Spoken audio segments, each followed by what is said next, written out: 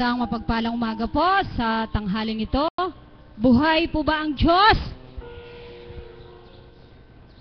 I-congratulate po natin ang ating mga sarili sapagkat sa kabila ng malakas na ulan, madilim na panahon, tayo po ay naririto. Amen po ba? Sapagkat naghari ang kalooban ng Ama. Kaya batiin po natin ang ating mga sarili.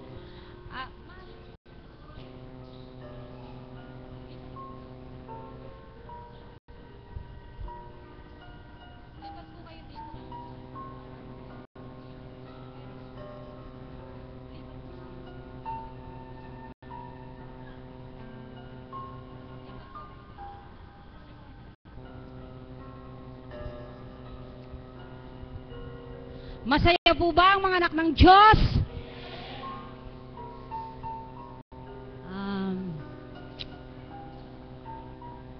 Sa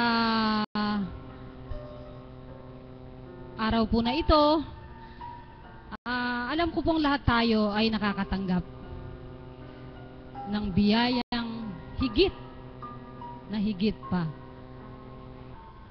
Biyayang hindi kayamanan, biyayang material na bagay. Alam ko po naririto kayo sapagkat nakatanggap kayo ng biyaya mula sa ating Ama na hindi kayang bilhin ng salapi. Amen po ba? Yan po ang mga biyayang pinagkakaloob sa atin ng ating Panginoon. Ang biyayang kapanatagan ng ating puso, ng ating kaisipan. Biyayang galak na sa kabila ng lahat ng iyong pinagdaraanan, nandyan pa rin. Sapagkat alam mo na ang Diyos ang kasama mo. Amen po ba? Kaya sa umaga pong ito, alam ko pong lahat kayong naririto ay nakatanggap. Kaya nawa po sa bawat aking lalapitan o may nais na mag-volunteer na ipahayag ang kadakilaan ng ating Ama ay nawa po. Mayroon po. Meron po ba magbo-volunteer?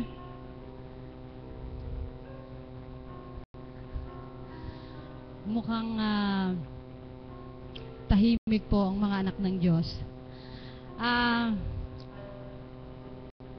Alam niyo po, sa dako pong ito, sapagkat ako po ay isa rin sa mga anak ng paligi, alam niyo po ba, kagalak-galak sa puso ang makita mo na ang kabarangay mo o ang kapamilya mo ay makita mo sa dakong ito. Sapagkat napakasarap po talaga ng maramdaman mo ang Diyos sa iyong buhay, na nais mong maramdaman din ang iyong kapwa. Subalit nga po, ang sabi nga po, huwag mong ipagpilitan o huwag kang mamilit, hayaan mo lang sila na kusa mong makita sa dakong ito. Kaya ako po ay nagagalak. Kaya po ngayon ibibigay ko po sa inyo ang aming sa edad niya pong ito ay ako po ay talagang may kagalakan sa akin puso sapagkat ang mga may edad po na ganito, kung minsan kapag nga naiwan na sila ng pamilya ay may mga pinaglilibangan. Subalit siya po, ito pong dakong ito ang naging libangan niya. At alam ko po na napakarami niyang nakamtan na biyaya mula sa ating Panginoon. Palakpakan po natin ang ating buhay na Diyos para po kay Tatang.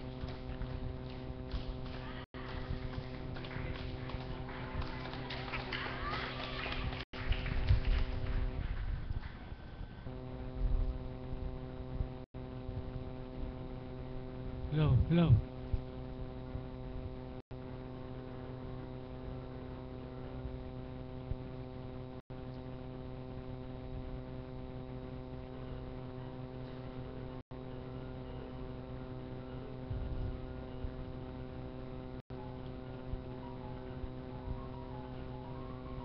Sa magandang umaga po sa tanghali ito. Kayong mga mga alagad. Sa yung mga poging kap. Saka po yung mga choir. Ako po taga rito lang sa Paligi. Ang birthday ko sana po sa Sabado Timano po kinuha na ako ng pamangkin ko Hindi naman po ako makatanggi. Ako po, kanya po ako napadpad dito, nagkaroon ako ng konting problema. Gawa-gawa lang mga taong katabi ko. Katulad po ng ginawa sa akin, yung bukid ko po nagpapasukat po, pati yung bukid ko pinukunan ng sukat. Hanggang sa ako po pinakapitan pa. Nagharap po kami dito, kapitan sa bahay pare sa kapitan dito. Sabi po ni kapitan ng bahay pare, yung tatange ka, yung nadagdag sa'yo, sa iyo yon nung panahon ni Marcos. Gusto po kuhanin niya yung nadagdag sa akin nanggaling dito sa gawirito, samantala yung kanya gawiron. Gusto ko pirasuhin yung aking lupa. Ako, hindi ka ako po pwede yan. Ako, dinatnalanak ako natin yung lupa na yan. May mga hanggahan. Ba't po yung kanya pinasira yung hanggahan, binigyan niya rin sa katabi. Saka ho siya kukuha sa akin. Abay ka ako, hindi siguro ka ako pwede yung ganyan. Pareho lang tayo, 1947 pa ho. Sinasaka na namin. Yun po kasi isang lote. Nakuha namin yung isang banos, yung kanya isang banos, kapiraso. Gusto ko, pirasuhin yung akin, yun daw kanya kulang. Ba't ka ako nagpatitulo kayo, hindi nyo kinuha yung sukat sa DAR? Yun ho ka ako, meron sukat sa DAR yan, may area. Ayun po ang akin, ang area nung akin, 12,882 square meter. Ngayon po, ang yung nadagdag sa akin, hindi nasama sa titulo. Yun po ang kinukuha niya. Ba't ka ako bibigay ko sa iyo yan? Nung panahon peka ni Marcos, nung panahon pa ka ako ni Marcos, sa akin na yan. Kako sa kanya. Pasukat pa rin ng pasukat kahit na hindi sinasabi sa akin nagpapasukat. Misa isang tanghali pa naman sinumbong sa akin nung apo ko pinasusukat na naman alam mo ang kasabi-sabi. Bahay ng kwano kinabukasan, inararo na yung karagdagan na galing ko sa gawin rito.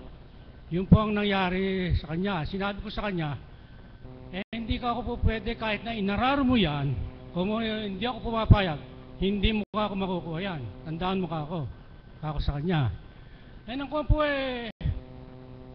nagkikipag-birthday ako sa balay ko sa bahay pare. Dumating po rin, hinabol ako ng happy ng bahay pare.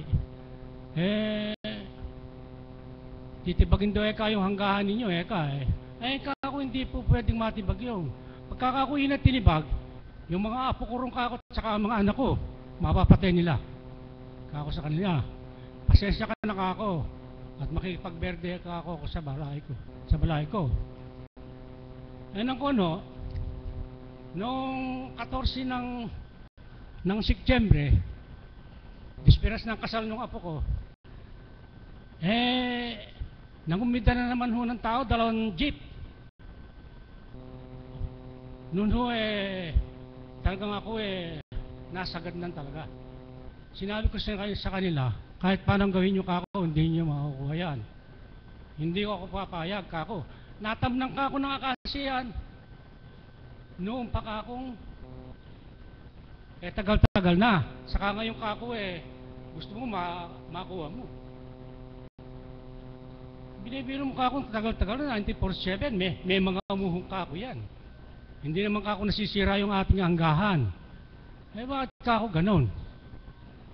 Ako po kasi, 81 ayos na ako, hindi ako nag-i-interest ng hindi akin. Ang anak ko labisa sila lahat, nabuhay kong lahat dahil dyan sa lupa na yan. Saka ako, mangungumbida pa siya ng tao na ako takutin. Sa edad ko po ito, hindi na ako marunong matakot Hindi naman po ako natatakot ng mamatay, ikaw mo matanda na ako. Kung pagkaho sa katwiran, mapapatay nila ako, hindi ako papayag. Yun lang po. Ang nangyari po sa akin, tumaas po ang presyon ko. Kanya po ako naparito na pagka ako nagagalit, yung puso ko lumalaki. Nagpa-x-ray ako nakita. Kanya na pong ala na silang magawa. Nagpunta po ako sa pulis, pinabiblatter ko. Nang malaman sigurong pinabiblatter ko, dahil sa yung puso ko lumalaki pagka nagagalit ako, naghinto na pong magpasukat. Ano po ang nangyari? Kanya ngayon po, nagtigil na. Hindi na sila kumikibok. Pagka nandoon, hindi ako lumulusong. Dahil sa baka mamaya kami mag-aabot, mapupunta kami rin sa hindi maganda. Yun po ang nangyari sa amin. Kanya, yun pong inararo niya sa akin, hindi rin niya nakuha. Hindi ko po binigay sa kanya. Akin po yun paano ko bibigay sa kanya? Yung hanggahan po namin, buhay na buhay naman. Hindi naman po namamatay yung hanggahan namin. Ba't yung hanggahan niya, binigay niya rin sa katabi niya? Napakabait mo pala ako Saka tapos mabait ka ako, hindi ka naman ako sa akin kukuha. Bayad ako, hindi maganda yata yan. Kaya ako sa kanya. Yun nga po ang nangyari. Hanggang ngayon po wala namang nangyari. Kanya yun po, nalagyan ko ng maayos ang nangyari sa amin. Hindi na po sila kumikibo ngayon. Kanya po ako nagpapasalamat sa Panginoon na alang nangyari sa amin pareho. Ako po naman, hindi ko naman siya aawayin kung hindi niya ako aawayin. Pero pagka inaway niya ako, lalaban naman ako sa kanya. Mahirap naman hindi ako lalaban, lalaki rin ako. Ganun lang po. Ako po, nagpapasalamat na sa ating Panginoon na nung nakakaraang taon, nag-aani ho ako may gitla 80. Nang mapunta po ako rito umiling po ako sa ating Ama na sana maragdagan ng ani ko. Natupad naman po. Namali po ako ng mahigit na 100. Dati po ang naibebenta ko lang 30. Nung po nakaraan na yan nakapagbenta po ako ng 50. Kanya yung marami pong salamat sa Ama. Yung hiniling ko sa kanya, pinagbigyan niya ako. Sa kakalawa po, yung dalawa kong anak na panganay, saka yung panlima, tumaya sa wedding na nalo po. Yun po, kasi po yung paghingi ko ng tulong sa ating Ama, pinagbigyan po ako. Dahil sa yung mga anak ko po naman po, hindi naman mayayaman, mahirap din. Yun lang po, at saka na lang po sa Sabado po, doon na lang ako ulit na magbabahagi. Maraming po salamat. Maraming salamat po.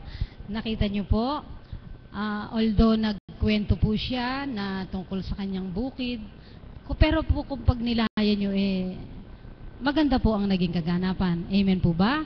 Sapagkat dun sa dahilan na yon, sa nagkaroon siya ng kaalitan sa kanyang bukid, siya'y naparito. Kung di po naganap yon, hindi siya paparito. Amen po ba, Tatang? Sa nangyayari naman po na yon, minsan po kasi may kailangan maganap pa sa ating buhay Naganap po yon dahil may plano ang Diyos na siya'y akayin sa dakong ito at magtamo siya ng biyaya. Amen po ba? Ano po ang nakamtan niyang biyaya? nakita niyo po ngayon, marunong siyang magpasalamat na ano niya yung pagdami ng kanyang ani na mula sa Panginoon sapagkat hiniling niya yon. Kaya sa bawat pagbabahagi po ng ating mga kapatid, kapag inyo pong matamang pinakinggan, mabubusog po ang inyong puso. Amen po ba? Kaya masarap pong magbahagi pag po nagmumula sa ating puso. At ang pagbabahagi naman po, kapag hindi naganap sa'yo, hindi mo po maibabahagi yun eh. Kaya kung minsan, pasalamatan po natin yung nagaganap sa ating buhay upang ating maibahagi sa ating kapwa at upang kanilang mapulutan ng aral. Amen po ba? Sino po kaya ngayon ang muling magbabahagi?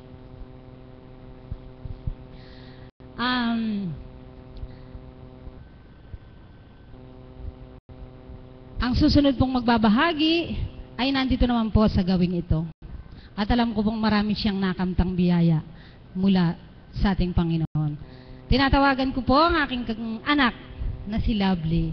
Palakpakan po natin ang ating buhay na Diyos.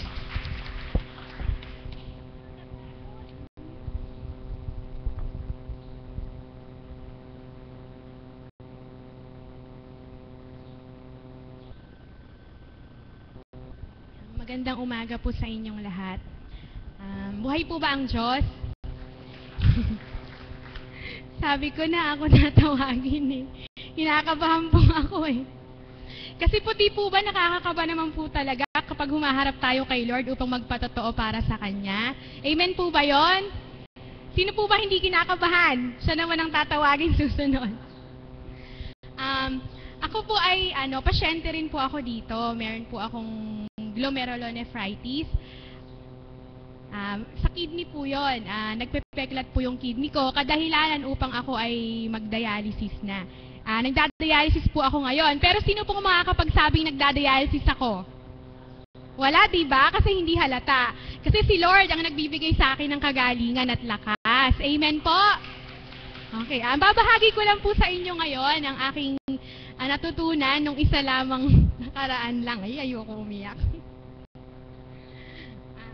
Kasi po di po ba, pag nakakarating tayo dito, aminin naman natin na tayo ay hindi perpekto. Hindi naman porket nakarating tayo dito ay makasalanan o kaya yung iba'y mabubuti na.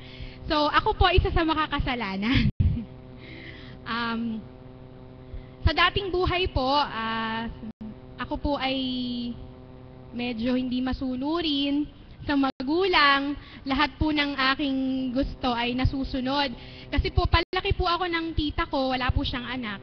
So, lahat ng gusto ko, binibigay niya. Siguro po, yun din po naging dahilan kung bakit ako may sakit sa bato ngayon. Kaya lahat po ng chichirya, lahat ng junk foods, coke, kali, isang kahon meron ako sa kwarto. Binibila ni mami para sa supply ko. Ayan, ito na nga po nangyari sa akin. Nung isang linggo lang po, nagkaroon po kami ng pagtatalo. Ayoko na. Nakasagot po ako. Nakasagot po ako sa magulang. Pero nagdasal po ako. Sabi ko, Lord, pigilan mo akong sumagot kasi ayoko, nasasaktan din kasi ako. Hanggang sa ayon, bigyan na lang ako hindi sumagot. Pinigil ng Ama yung emosyon ko, kaya tumahimik ako. Hanggang sa buong biyahe tahimik ako. Hanggang sa makarating kami dito. Pero okay na. Nag-sorry ako nung walang nakakita. Hindi nakita ni Mama yun, nilapitan ko. Si Papa. Sabi ko, Pa, sorry ah. Sabi niya, ala yun anak, okay lang. Tapos nakarating kami dito sa Dambana nung hapon. Hapon kami umattend. Ayan, pinagpawisan naman ako.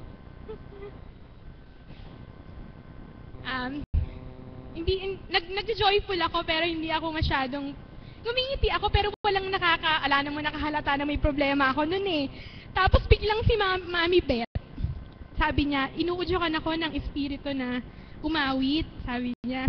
Tapos wala akong katabi, sabi niya, Love, pwede bang tumabi sa'yo? Sige po, sabi ko ganun. Tapos ang kinanta niya, yung mayroong lungkot sa iyong mga mata. Naiyak ako kasi napakabigat po talaga ng loob ko.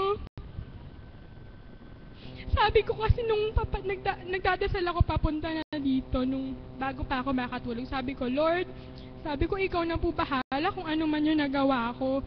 Sabi ko, patawarin mo na ako. Hindi ko ini-expect. Wala naman ako pong kinwentuhan. Wala naman akong sinabihan. Pero paano nalaman ni Mami Beth yun? Na meron akong dinadamdam. Hindi po mabuhay ang Ama. Kasi kahit nasaan man tayo, nakikita niya kung ano yung mga nangyayari sa atin. Tapos nung araw pa nga rin po na yun, nanakawan ako. Nanakawan po ako ng wallet. Nandun po yung pera namin kasi ako po ang naghahawak. Nandun po yung pera namin. Buti po, nakapagpagasolina na kami. Ang problema na lang namin, pauwi, toll gate. Buti po, binigyan ko si Mama ng pera. Siya po nagbayad ng pagkain namin. Yung sukle, itinabi niya sa bulsa niya. Kung hindi niya tinabi, wala kaming pan-toll gate. Di po ba napakabuti ni Lord? Pinakain niya muna kami bago ako nanakawan at nagkaroon pa ng tira na pang toll gate namin. Kaya nakauwi at nakarating po kami dito sa Damban. Nabuhay po ang Diyos. Amen. Ang maiiwan ko lang po sa inyo ngayon, sa dinami-dami po ng pinagdadaanan nating problema sa buhay, sakit, lalo na po yung sa pera, huwag po tayo mawala ng pag-asa. Lagi lang po natin ialay kay Lord, lalo na po kay Divine, ang mga problema natin. Kasi bibigyan niya po tayo ng kalakasan at ng sagot. Hindi lang po siguro ngayon, pero mag-intay po tayo, magbata-bata po tayo. Kasi hindi naman po humihindi ang Panginoon sa sagot niya. Ang sagot lang po ng Panginoon sa atin, maghintay tayo. Kung kailan niya ibibigay yung mga hinihiling natin. Kaya po ako, hindi po ako nawawalan ng pag-asa, patuloy lang po ako naghihintay. Kaya sana po magkaroon po kayo ng, makapulot po kayo ng lesson sa aking nangyari sa akin, na hanggang ngayon po, patuloy pa rin po ako nagbabata at naghihintay at hindi po ako nawawalan ng pag-asa. Salamat po.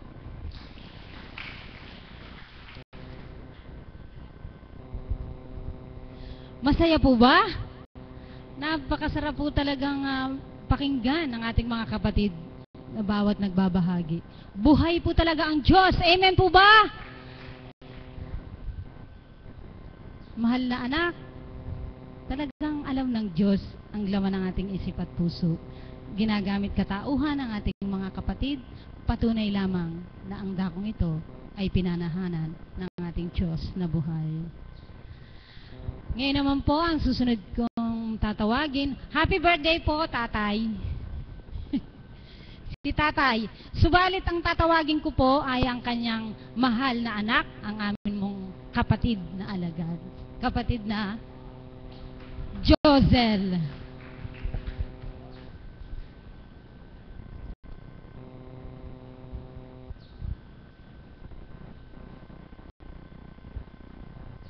Magandang umaga po sa inyong lahat. Ang ibabahagi ko po ngayon hindi po yung tungkol sa kaganapan sa buhay ko. Ihahandog ko po yung i-share ko po sa inyo sa tatay ko. Napakalaki pong biyaya ang inihandog niya sa tatay ko. July 14 po, 2008, una po kaming makarating ditong nanay ko, tatay ko, ako po. Nag-aalala po ang nanay ko noon kasi ang tatay ko po, sa dati niya pong buhay, hindi po siya yung pong tumatagal sa isang lugar, lagi po siya nagmamadali, naiinip. Pero laking pasalamat po namin, yung unang-unang araw po na hindi po siya nag-ayang umuwi. Nakasama po agad ang tatay ko. Kasi po pag magsisimba kami noon, yung parang, lagi po siya nagmamadali. Dito lang po siya talaga tumagal. Tapos, kinabukasan po, siya yung unang gumising. Siya pa po yung nag-aya sa amin na gumayak na kami ng maaga para makarating po kami dito. Alam niyo po, lagi po kaming number 1. Tita Amor, diba po? Lagi po kaming number 1 sa listahan. Kasi po dahil po yun sa tatay ko. Dami pong pagbabago sa tatay ko na pinagpapasalamat po namin magkakapatid. Kasi po dati po talaga, nung dalaga pa po ako, bata pa, hindi po talaga kami magkasundo. Hindi po kami ganun ka-close ng tatay ko. Pero salamat po talaga sa Ama. Ngayon po nakakapagkwento na ako sa kanya. Sabi na ako ng mga nararamdaman ko, hindi po katulad nun. Ilag na ilag ako sa tatay ko. Hindi ko masabi sa kanyang kahit na ganun, mahal na mahal ko siya. Talaga mabuti po yung Ama. napakabuti po talaga ng ama kasi hindi na po hinintay na yung, di ba po talagang mauna, syempre, yung mawala yung tatay ko bago ko masabi sa kanyang mahal na mahal ko siya. Yun lang po. Tay, salamat. Nakasumpong tayo sa ama. Nakilala po natin siya. Pinaglapit niya po yung loob natin.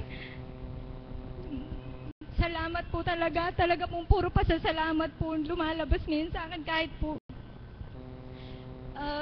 may mga pagdalisay na dumarating. Pero pinagpapasalamat ko pa din po yun dahil yun po ang daan upang lalo po ako magtibay at manalig, magtiwala at kumapit sa Ama. Maraming salamat po. Happy birthday, ta. Kakanta daw po ako pero sabi nga po takda-takda po. Sabi po ng, di ba po, takda-takda. Tsaka hindi pa po ako practice, baka po ito po yung maging daan ng pagkatiwalag ko sa choir, tsaka na lang po. Kala ko tutuloy na eh. Papalitan na yung aming guro.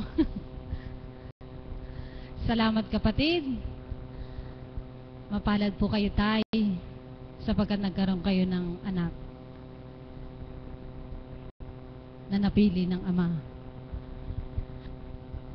Ang susunod ko pong tatawagin ay dito naman po sa dakong ito.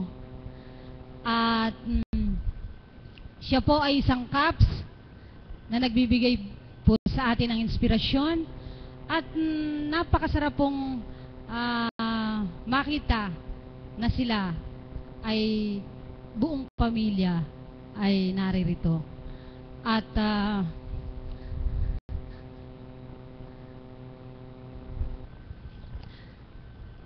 napakapalad po nila sapagkat nasumpungan nila ang dakong ito.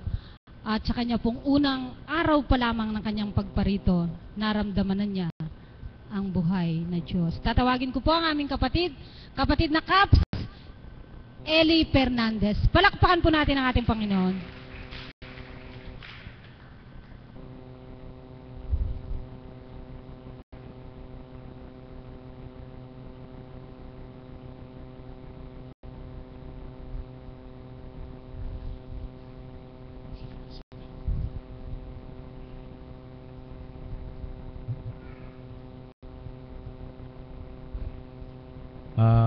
Isang mapagpalang umaga po sa ating lahat, sa ating minamahal na mga alagad, IT team, ganoon din po sa ating choir, organist, saka po doon sa mga kasamahan kong CAPS, at sa inyong lahat po na mga panauhin namin sa umagang ito.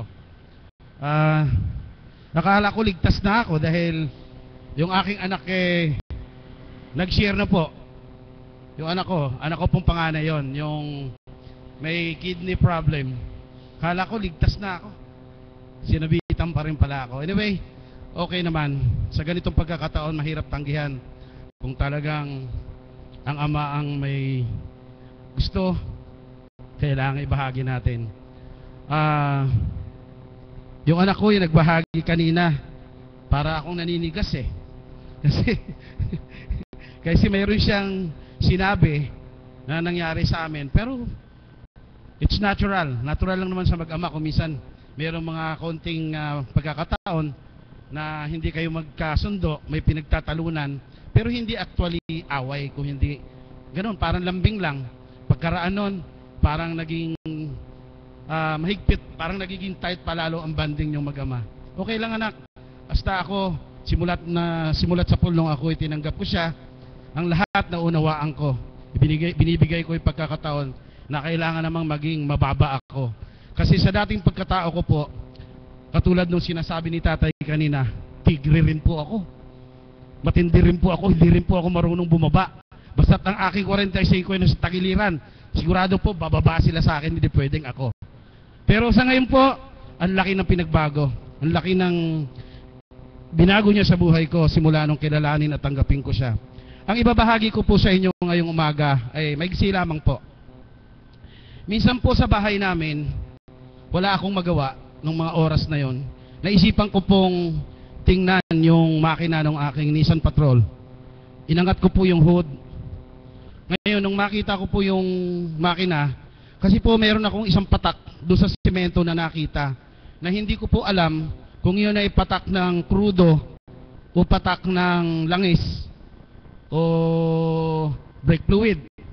So tinitingnan ko po siya. Hanggang sa napansin ko po yung cover nung turbo nung makina, parang may langis na sa palibot na parang kumakatas. Ang ginawa ko po, tinanggal ko po yung tornilyo para kung ano man kako, ang iniisip ko, lilinisin ko na lang siya. So 4 na tornilyo po yung dapat kong tanggalin. Natanggal ko na po, unang tinanggal ko, yung isa natanggal ko. Yung pangalawa po, nung tanggalin ko po yung pangalawa, nung kinuha ko na po, kinamay ko na po kasi maluwag na. Nung kinapay ko na po yung tornilyo at ilalagay ko po doon sa pinaglalagyan ko, bigla pong nahulog yung tornilyo. Yung makina po nung Nissan Patrol namin punong-puno. Talaga pong halos yung kamay nyo lang po, hindi nyo maisuot ng ganun-ganon. Wala pong pagsidlan. Talagang loaded po yung makina niya. Ganun po siya. So ang hirap po, hindi ko malaman kung saan ko hahanapin. Basta po yung pinabagsakan lang niya, yun lang po kaagad ang tinandaan ko kung saang area. So talaga pong hindi ko mahanap kahit ano po gawin ko. Tapos kumuha po ako ng flashlight. Nasa garahe po kasi sa bahay. Nung tanglawan ko po siya ng flashlight, wala pa rin po talaga. Hindi ko talaga makita doon. So nagkaroon ako ng takot. Inisip ko na baka mamaya pag pinaandar ko habang tumatakbo ako kung saang area ako, baka mamaya kung saan pumunta o pumasok doon sa hélice niya, maging sanhi pa nung pagkasira. Alam po naman ninyo yung Nissan Patrol, napakamahal po nung pyesa. So may takot ako. Ang ginawa ko po, inatras ko po uli yung sasakyan ko. Medyo para lumiwanag doon sa medyo labas-labas ng konti. Hanap na naman po ako. Talaga pong wala, hindi ko makita talaga. So hopeless na ako. Biglang naisip ko, nagdasal ako. Sabi ko, seryoso talaga. Seryoso, sabi ko sa kanya, ganito po yung pagtawag ko sa kanya. Sabi ko, Ama, parang awa nyo na po. Ipakita nyo na po sa akin yung hinahanap ko kasi natatakot po ako na baka po maging sanhi pa nung pagkasira ng sasakyan ko. Please po, sana po makita ko na. Di hanap na naman, pinaandar ko na naman po yung flashlight ko. Wala po talaga, di ko makita. Di inisip ko, titigilan ko na. Namahinga ako sandali, siguro mga 5 minutes kasi basang-basa na po ako ng pawis. Sumusuot po ako sa ilalim, talagang wala, hindi ko makita. So after 5 minutes, inisip ko sa sarili ko, last na po to. Last na. Pagkuha ko po ng flashlight ko, pag sindi ko, isipin nyo po yung area na kinahulugan. Dito po sa area na to nahulog. Dito po ako tumanggal ng flashlight, halos kalahating metro. Ano po? Ang distance ano po? Nung pagkuha ko po ng flashlight at tiningnan ko doon, sabi, naku po, puri ng Ama talagang, kung makikita nyo lang po, kapag inabot ano po, kung makikita nyo lang po yung kinalalagyan ng tornilyo na nakita ko, dalawang flat bar. Nakasingit po dyan doon sa gitna. Imposible kung iisipin, kahit ako tapos na, pinag-iisipan ko po kung paano nangyari yon. Samantalang ang layo nung kinabagsakan. Hindi naman siya gugulong doon kasi wala namang dadaanan para gumulong siya. Para sumingit siya. Parang talagang sinadya pong nilagay doon sa pagitan ng dalawang flat bar. Kaya po ganun na lang ang kilabot ko na. Nung makita ko siya, naku po, Diyos ko po, maraming salamat po, Ama. Talaga pong ibinigay mo sa akin. Sa totoo po, yun isang bagay na sabi ko, binigyan ko po ng mensahe para sa sarili ko na, ano ba ang message sa akin ito? Taos sa puso ko yung pagtawag sa kanya. Tingnan nyo po ha, pag nilayan nyo rin po. Taos sa puso po yung pagtawag ko sa kanya that time. Alam nyo po, hindi niya ako binigo. Ibinigay niya sa akin para maalis yung takot ko. Kasi po may takot akong nararamdaman na magiging sanhi pa ng pagkasira ng sasakyan ko kung hindi ko makikita at baka po lumagay dun sa lugar na hindi dapat mapuntahan ng pyesa. Kaya po, dahil alam niyang takot na takot ako at talagang bukal sa lubang pagtawag ko sa kanya, purihin ang Ama, ibinigay po niya sa akin. Talaga pong ako matagal na po pinagpapawisan ako. Pinagpapawisan ako malamig, pero talagang tuwan-tuwa po ako. Ito po bilang pagpapatunay, siguro sa akin, sinasabi niya, anak, pinararamdam ko lang sa'yo na hindi ka nagkamali ng tinawag. Sa akin, ako yung tinawag mo, ako yung pinaniniwalaan mo, ako yung pinananampalatayan mo. Ipinakita ko lang sa'yo, buhay ako, kumikilos ako sa gusto ninyong mangyari sa buhay nyo. Amen po ba? Kaya po, sa inyong lahat, isang hamong na ibibigay ko sa inyo. Kung ako, maaari din pong mangyari sa inyo yon. Yung mga bagay na gano'n, na maging seryoso po tayo sa pagtawag sa Kanya, sa pagtanggap sa Kanya, tanggapin natin ang buong puso. Marami po sa atin, hindi ko tinutukoy kung sino. Marami po kasi sa atin dito, puro sa bibig lang po nang gagaling yun. Tinatanggap ko siya. Pero wala po dito. Ang mahalaga po dito, katulad nga po doon sa sinasabi, ayoko pong magbanggit ng kung anong relihiyon ito. Lagi po sinasabi nila ay, darating ang panahon, kami lang ang maliligtas. Kayo po ba naniniwala? Hindi po. Ala po sa nguso ang ikaliligtas nyo kung hindi nandito sa puso. Okay po? Kaya po sa inyong lahat, ito'y ibinahagi ko na gusto kong mapatunayan sa inyo, na gusto kong mapag-isipan ninyo, na yung ginawa kong pagbabahagi sa inyo ay hindi po kwento-kwento lang. Hindi po ako gumawa ng istorya para akitin kayo, para paniwalain kayo na ang Panginoon ay buhay at nandito, nasa atin. Yung po ay totoong nangyari sa buhay ko. Kaya po sinabi ko sa misis ko, alam niya, oy, natawa nga siya sa akin, sabi niya, pinagtitibay ka lang, sabi niya. Kaya po sa panahon ngayon, sa akin, sa sarili ko, isang bagay na dapat kong isipin lagi ay talagang siya, una sa lahat. Sa anumang oras, sa kagipitan lalo na, nandyan siya. Rumisponse siya sa pangangailangan ko. At pinatunayan lang niya sa akin na tayo, basta't naniniwala sa Kanya, buong paniniwala, ibibigay sa atin. Marami nga lang tao talagang mainipin. Ang iba ang gusto, urada nakukuha ka agad. Yung hinihiling ngayon, gusto nandiyan kaagad. Ang sinasabi po nga minsan, di ba, kailangan magbata rin tayo. Huwag tayong maiinip. Meron po ako nabasa sa tuwing kayo'y luluwas ng Manila. Part po ito ng EDSA, pero going to Caloocan. Napakalaki pong billboard. Ang gumawa po nito ay si Mayor Echeverry. Pero wala na po siya, di ba? Talo na siya. He is no longer a mayor of Caloocan, di ba? Iba na ang mayor ngayon. Ang nakalagay po doon, pray hard. And it works. At totoo po yun. Ako po ay naniniwala doon. Pray hard and it works. Kaya po sa ating lahat, sa halip na maubos ang oras natin sa anumang bagay na walang kawawaan, magdasal na lang po tayo, tumawag tayo sa Kanya, magtiwala tayo sa Kanya. Amen po ba? Magandang umaga po ulit sa inyo. Maraming salamat po, kapatid na Kaps. Katotohanan po. Nagaganap din po yan sa ating buhay. Amen po ba? Na kung minsan meron tayong nawawala. Subalit alam nyo nga po, binigay po ng ating kapatid ang tip. Kapag po mayroon tayong bagay na nawawala, huwag po tayong magagalit. Kalimitan po, yan po ang nangyayari, hindi po ba?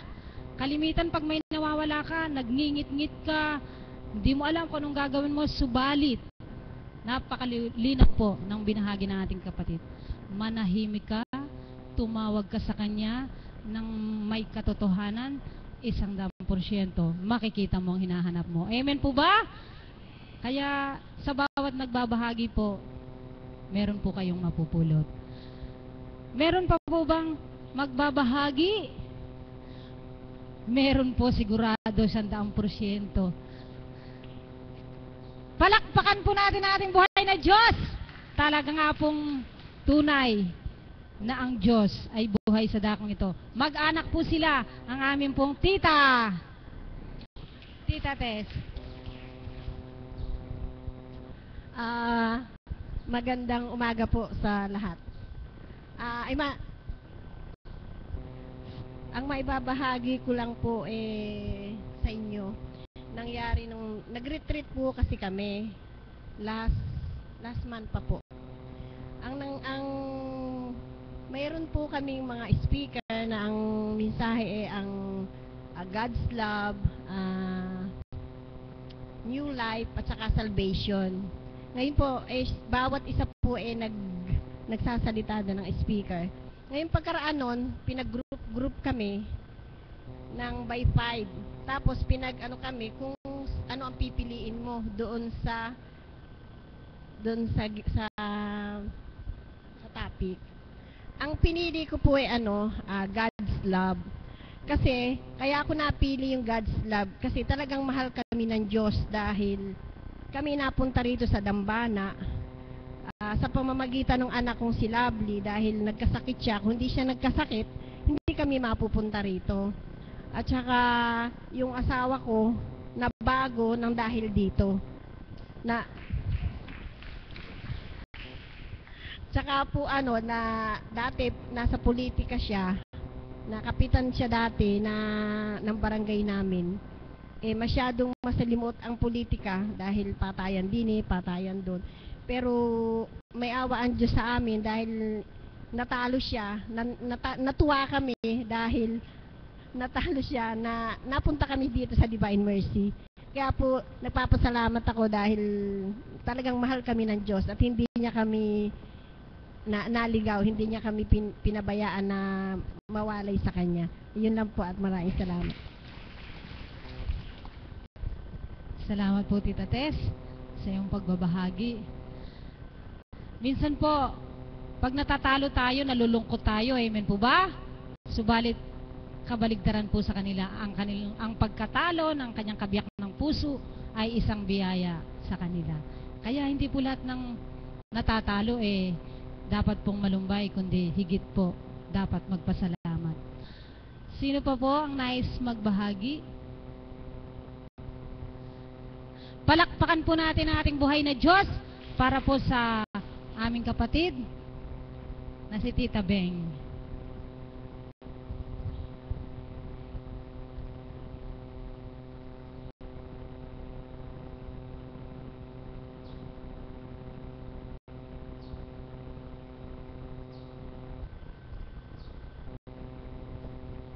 Isang mapagpalang hapon po sa ating lahat. Buhay po ba ang Diyos? Naantok po yata kayo. Buhay po ba ang Diyos? Ayan. Medyo nagising-gising na. Ibabahagi ko po sa inyo yung kaganapan sa akin nung isang linggo po. Ang sabi ko po ganito, ito na lang yung budget namin, magpapasukan na, wala pa. Tumawag yung kabiyak ko, sabi niya, Mami, hindi ko mapapadala kasi ayaw kaming pababain at papaalis na rin kami. Baka maiwan daw siya ng shuttle. Sabi ko po, nandun ako sa kwarto, nakatingin ako kay Divine. Tapos labas po ako ng kusina sa bahay, labas po ako doon. Balik po ulit ako, limpihit ako dahil ang dami kong iniisip. Pumasok po sa isipan ko na yung mensahe ng mahal na Apo na kapag nagugulo na yung isip mo, manalangin ka na. Ayun po, pumasok ako ng kwarto, nag-lock na ako, dumulog po ako. Ang sabi ko po'y ganito, sabi ko, Ama, hindi man ako sa iyo magsambit kung ano yung hihingin ko, batid mo ko ano laman ng puso at isipan ko. Sabi ko, ikaw na po sa kaparaanan mo ang gumawa ng kung paano masusolusyonan yung iniisip ko. Sige, ganun po yung dasal ko. O pagkadasal ko po, wala na, napalis na po yung kaguluhan ng isip ko. Panatag na po, nagtrabaho na uli sa bahay. Noong pong mga 5 minutes, nag-ring po yung cellphone ko. Sabi niya, tumawag po yung kabiyak ko. Sabi niya, Mami, antayin mo, nandito pa pala yung kasamahan ko. Hindi pa nakakaalis, mapapadala ko. Sabi niya ganyan. Nung pagpasok ko po ng kwarto, sabi ko, yes, buhay ang Diyos. Sabi ko pong ganon. Tapos sabi ko, salamat sa'yo. Sabi ko ganon. Nagpasalamat po ako. Sa madalit salita, yung kagalumihanan at yung mga iniisip mo nung oras na yung paano mo ba isasadsad, ibinigay po niya yung tugon sa pamamagitan po ba ng panalangin na sabi nga po ni Tito, yung tapat yung talagang pakikipagniig mo sa kanya nung oras na yon, ipadadama niya na talaga na, anak, eto ako, may magagawa ako. Tao man, walang magawa. Subalit eto ako, may magagawa ako sa'yo. Sabi po niya ganon. Kaya po nung oras na yon, sabi ko, masalamat po. Sabi ko ganyan.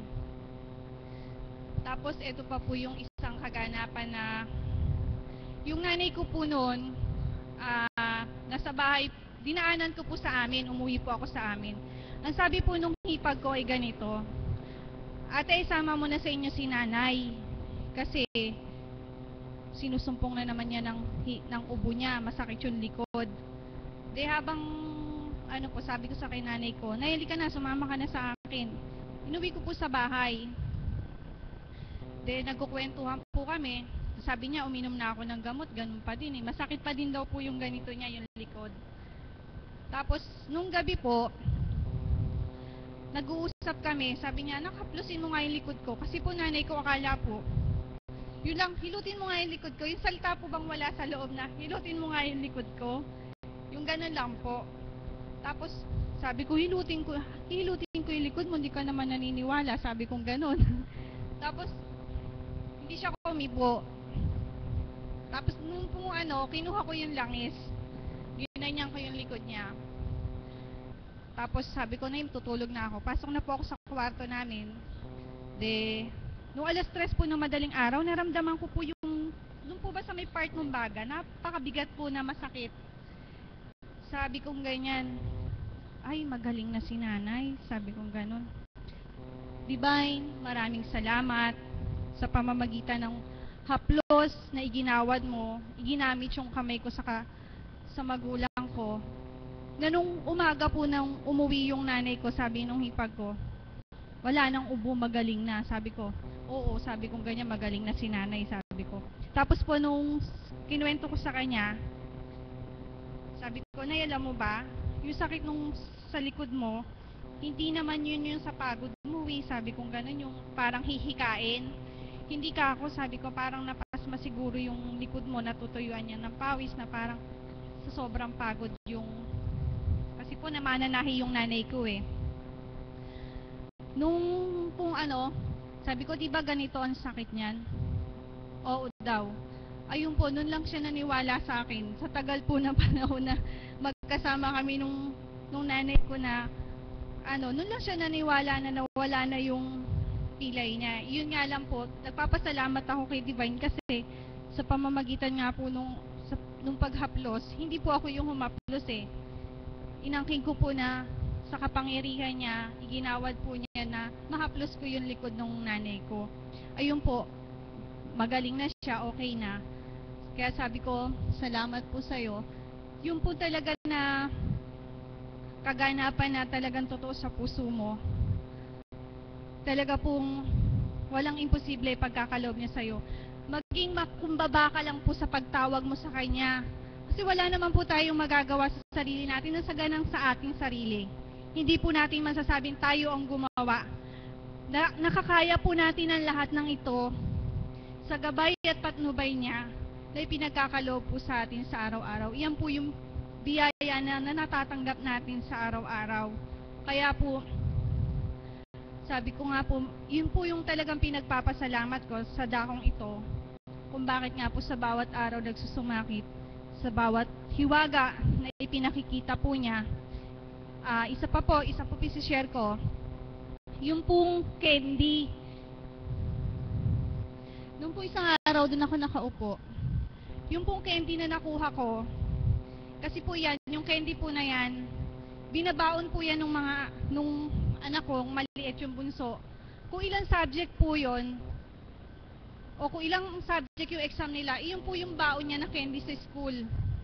Kinakain po niya yon na bago siya mag-exam, bago siya pumasok sa school, meron siyang nakalagay sa bulsa, kakainin po niya yon.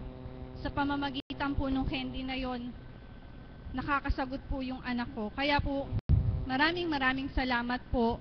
At isa pa po yung candy na yon, nung pong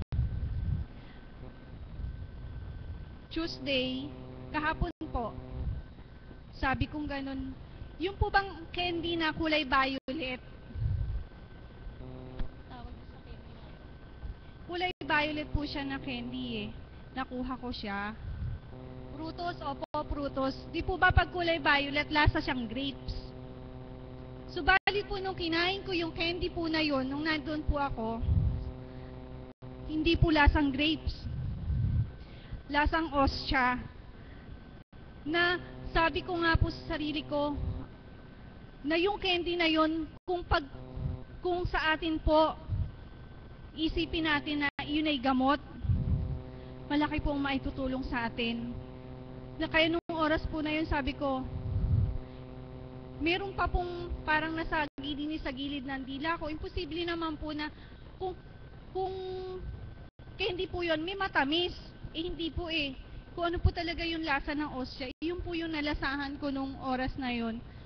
May pinagkwentuhan nga po ako eh. Kinuwento ko po sa kasama kong alagad nung isang araw na ikwento ko sa kanya na, alam mo ba yung candy na agaw ko kinain ko, lasang ostya.